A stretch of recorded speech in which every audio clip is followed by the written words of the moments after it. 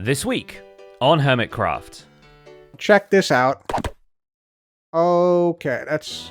well, I don't know where that's gonna be.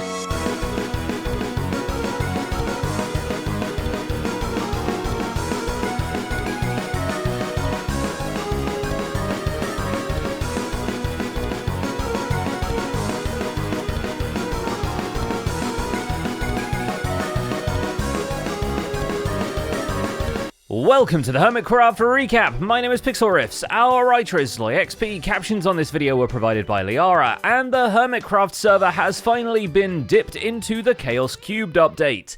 Everything smells like rotten eggs. Some of it even causes nausea.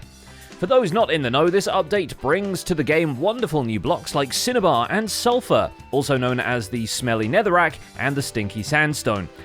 And for those in the know, it also spawns in the new Sulfur Cube mob, who is really good at the Keralis expression.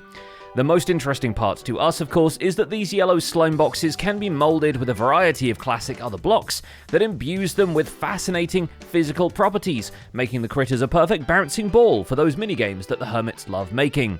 Which is much different from the time I tried to consume a cubic meter of something, though that also gave me some interesting physical properties that the hospital staff did not appreciate. But we'll spare you the details, and instead take a detailed look at all the events and mishaps that occurred on the Hermitcraft server this week. Starting with Gemini Tay, who makes the most of the update right away, easily adapting the Cinnabar and Sulfur blocks into her build palette. Anyways, my ceiling's only half cooked, so I guess it's time we go be brave again. The Crimson Cathedral of Gem's base is in the awkward place right now where it looks most of the way finished, but still has none of the rooms at all. So lining it with the burgundy rocks really helps push Gem over the hurdle of closing down the ceiling of the central hallway, which also means she gets to put the rafters up there. The Crimson Cathedral is also in the awkward place where its backyard is colliding with Joel Smallish Beans' recent terrain work. So now that the Moss expansion has reached the riverbed between their bases, Gem has to consider how she will handle her own landscaping, especially with Mumbo's armor stand over there on a bridge waiting for that to happen. Yeah, why didn't he give himself feet? Gem eventually meets Joel halfway and extends her own much more dark half of the bridge to his, and the shoreline matches the vibe, having been made muddy and foreboding. Which are also the adjectives one can use to describe Grian the time she stops by to check on him. I see he's got his, old crusty fisherman skin back on. Yeah, he's insane. The Grian situation this week is quite alarming, given that he's back fishing again, but this time with a bucket. Don't worry. It's not going to be like last time. It's not going to be like the mending book. This is statistically easier than the mending book. What possibly could have dragged him away after finishing the windows of his beloved observatory? I've just done all of these windows incorrectly. What possibly could have dragged him away after finishing the windows of his beloved observatory? Well, the only thing that can, proving he is better than Rendog. Turns out Rendog has begun on the mission of breeding out a rare breed-only blue axolotl that only appears with a 1 in 1200 chance to those pure of heart and poor of judgment. There is no further benefits to having one except for getting one before Rendog gets one. So Grian starts his own cute lizard reproduction program not too far from Ren's automated tropical fish bucketing factory, because that way Grian's manual one is dragging Ren's rates down. Why did you make it next to mine? You made yours next to mine, dude. Yours was never going to work from the start. Whether that was intentional or not, it doesn't really help Grian's chances at all, since having gone through 1600 of the lizards, he still didn't get one that wasn't brown or yellow. And spoiler alert, he gets one much later, shown in Gemini Tay's video and named Duck, which you'll notice is a decidedly different animal. Dad, don't you talk to me I'm or sorry, my son I'm ever sorry. again. Beautiful, beautiful duck. Cubfan135 gets a lot of mileage out of the update, but still not as much as this one Sulfur Cube does. Look at it go! Can we actually launch this guy? Where's he going? Where's he going? Holy smokes. Oh my god, what is happening? With the server chunks pruned and primed, Cub departs to the furthest nether portal he can remember and teleports to the Great Wilderness to track down the nearest visible hot springs. Deep below there really is a sulfur cave rich with the maroons and the yellows, but also lacking entirely an abandoned mineshaft that could provide Cub with the new music disc for his collection. Not to worry, Cub simply locates treasure minecarts with chests in different abandoned mineshafts and pushes them to the sulfur caves before opening them. as the loot in the container is not generated until the container is opened, this means Cub can squeeze the new music disc into the loot tables by squeezing the loot chest into the biome it has no business being in. 42% chance we get the music disc. Oh, we whiff. And we'll take our furnace minecart and we'll see if there's another, and then we can just use this same rail line to get it out here. This also gets Cub his potent sulfur block to help replace the wind charge elevator with a geyser equivalent that doesn't go through breeze parts like Sloy through the punishment wheel. Do not, however, show this technology to Zedaf. It's enough that Tango Tech and him spent around 10 minutes laughing at the fart note block sound. It's scary to think of what they'll do now that the visual aid is available in the game. Give it a try. Why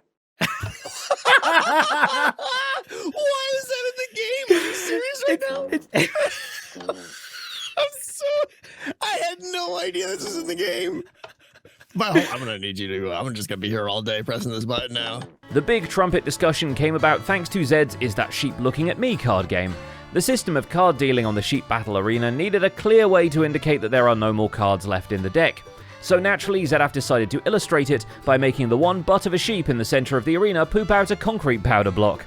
And given the ruminant digestive system, this obviously required double piston extenders. No, you gotta go ha-da-da like that. No, ha-da-da. No, you gotta do it real quick like that so that the block goes, never mind. The new extravagant mechanic doesn't quite make it into Zombie Cleo and Pearlescent Moon's turn on the field, but they will have plenty of opportunity to really enjoy the extra detail once the card game tournament really begins. Zedaf has started adapting the tutorial barn for a full server shep out, and even gets an animated cup with the coin spinning on it prepared for whoever wins. To that end, Keralis and XP Crafted have already begun their training, though Keralis' attention is pulled away by the looming presence of the dread pirate Jevin. What pirate drains the ocean? It doesn't make any. After the latter has just sent a boat to demand the Roman Empire surrenders their treasure, Keralis had to retaliate, which is why he visits Jevin's dried out base and swaps the black sails of the home galleon for the red ensemble of the Empire. Look at me. Look in my eyes. I am the captain now. All right, Keralis. Bet, Keralis, bet.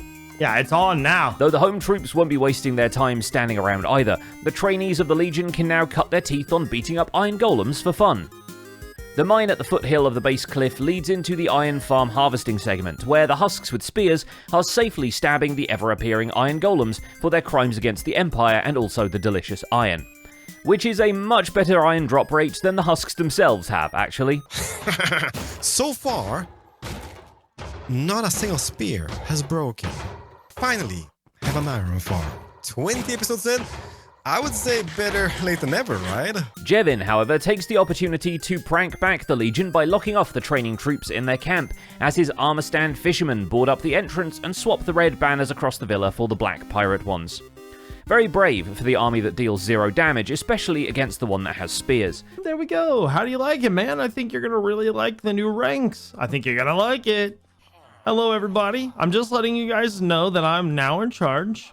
You can all give me your best trades instead of Keralis. Thank you. I appreciate it. It is no wonder that Jevin has to ransack the locals for treasure, granted that he's given away all of his own. His custom pirate map shop in the commercial district offers maps to buried treasures, and Jevin has to prepare shellcafuls of goodies for whoever buys one. Though as a precaution, he decides to also trap some of the chests just to make the hunt a little more interesting, primarily to him and the viewing audience. Shout out to stream, because there's no way I'm thinking of every single one of these names. XP Crafted has some mysterious intentions as he gathers a bunch of foliage from a forest, puts it all in a shulker box, and then decides to time-lapse one of 3 new houses in another plot of the copper pedestal without using any of them. So you could say he shears, doesn't elaborate, leaves. But he interrupts himself in the middle of making the all-important decisions about the interior floors to make decisions about whether a sheep is looking at him. The game is hosted by Zedaf, mostly because he actually knows what's going on here, but it's no surprise to see Keralis also joining the fold, and Vintage Beef shows up halfway through, only for them to tell him to watch the tutorial video and come back. Which he does, because he has the ulterior motive of trading them a parrot for a netherite upgrade template. It's a butt. It's a butt. You see, Beef has montaged his way to enough ancient debris to level up his full suit of armor to netherite, but he lacks the expensive stencil that lets him do it. Fortunately, XP Crafted is known for his generosity, although he turns down the parrot, and Beef has enough diamonds to clone the template, but that runs his bank balance dry and he needs to buy the enchanted books as well. I'm trying to conserve diamonds in case I need to buy more stuff. Okay, I think we're good. We're good. With some 80s looking stripes on his armor, Beef drops off the parrot at XB's base anyway, which was the perfect setup for a Freebird joke, but unfortunately that song was written in the 70s. But XB misses Dolly so much, maybe we should name it Dolly. By the time he's back from the sheep-based game board, the server has updated to Chaos Cubed, so Beef goes on a voyage of discovery. It's his first time getting to grips with any of the new blocks or the Sulfur Cube, so we get to experience the chaos through his fresh perspective. So can you actually kill these or not? And there's nothing I'm so sorry, little guy. This is you're kind of like my guinea pig, unfortunately. It's a fairly common trend among the hermits that they've heard of the features, but not gotten hands-on experience with any of it yet. And when playing Minecraft is your day job, we can't blame them for wanting to leave themselves some surprises. Impulse SV is perhaps most surprised to find a sulfur spring almost immediately. But once he's in the thing and finds a guy... We're in the thing! There's a guy! He starts playing with physics, and soon discovers you can set and spike these new adorable sports balls with the addition of a wool block. Plus, when you splash them with invisibility potions, they look just like blocks, so hey, I guess a new armor stand just dropped. Wait, oh, and they still move! Oh, that's amazing! Naturally, he's also keen to engage with the block mechanics, dedicating one alcove of the silo to a slow and steady sulfur spike farm, and using geysers as a service elevator to take him up a single floor at a time. Yeah, still quite a ways to go. Let's keep going. Yeah, it kind of would be nice to know what level we're on without having to turn around and look. Nobody has quite the luck that Doc M77 and Joe Hills have, as they build a portal in an arbitrary location at the end of one of the Nether hub tunnels, and emerge directly into a sulfur cave. What? I did not plan this! I did not know that was coordinates! That was sheer luck! Doc is keen to try out the physics of the Sulfur Cube in all its many forms, and what better place to test TNT Swing Ball than in the streets of the shopping district? Whoa! No! Okay. No! Yes! Whoa. Okay. I feel like that's a point to you. Yeah. Mostly unexploded by this experience, Doc also swings by Azuma's base later to attempt to reinvent the Happy Ghast by way of a woolly sulfur cube and a pig in a boat, an experiment which almost gets off the ground, but like most things involving a pig, it leads to a carrot field being ruined. He was for a moment there. Alright. That's kind of magic. Wow. While he's in the neighborhood, X gets to introduce Doc to his own personal parody album cover, depending on what country you were in when you bought the record. And Doc's last few experiments are to bring a Zoglin back from the Nether to play football in the shopping district forever, when it's not attacking the armor stand effigy of Mumbo, and to set up a sulfur cube farm that clones around 20 of the squishy guys and makes sure to create another each time one is removed from the holding area. Basically, he's made the football factory, only without Danny Dyer. Yeah, now we have balls in Minecraft, I guess. And finally, there's BOO, who has been considering what connects people to art, mostly so they can fight each other in and around it. The goal is to add some carefully curated structures to his PvP arena, but before he can do that, he goes cave diving with Gem and Grian and demonstrates geysers by first demonstrating renewable obsidian. If you put a lava bucket or a magma cube under... So stupid. Fortunately, Pearl is there to show him what she's been cooking up with the shopping district fire hydrants, and with these ideas bubbling in his brain, he goes back to building thoughtful houses and happy little trees, drawing players towards these landmarks with an eye for composition.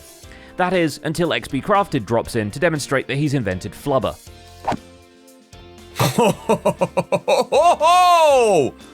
No! He's going in a cave! Save him!